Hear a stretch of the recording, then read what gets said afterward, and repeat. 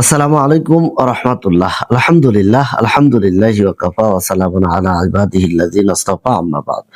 প্রিয় বন্ধুরা, এই মুহূর্তে 15তম পর্বের 7 নাম্বার ভিডিওতে বিশেষ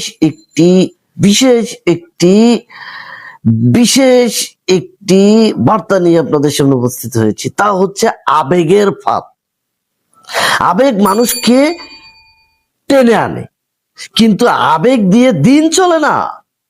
নবী করিম সাল্লাল্লাহু আলাইহি ওয়াসাল্লাম তিনি স্বয়ং নিজে ওহীর উপরে দাঁড়িয়েছিলেন, যেমনটা কোরআনে বলা হয়েছিল, মানে বলা হয়েছে সেটা হচ্ছে নবী করিম সাল্লাল্লাহু আলাইহি ওয়াসাল্লাম অর্থাৎ নবীজি সাল্লাল্লাহু আলাইহি ওয়াসাল্লাম স্বীয় প্রবৃত্তি থেকে কোনো কথা বলেননি, অর্থাৎ ওয়াহয়ুহা, তার উপর যা প্রত্যাদেশ হয়েছে তাই তিনি পৌঁছে দিয়েছেন, তাই প্রচার করিয়েছেন।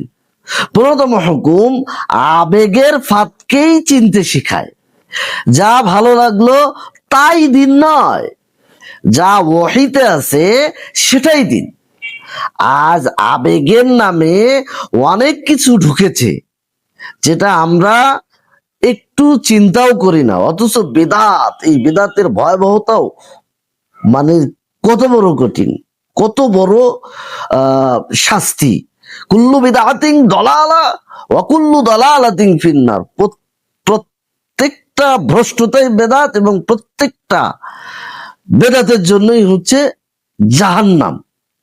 এই হুকুম আমাদেরকে থামতে বলেছে, প্রমাণ দেখতে বলেছে, তারপরেই গ্রহণ করতে বলা হয়েছে। মহান আল্লাহ তাআলা আমাদেরকে উপযুক্ত বিষয়ের উপর পুঙ্খানুপুঙ্খানুভাবে আমল করার তৌফিক দান করুন। হে আল্লাহ, আপনি কবুল করুন, আমিন।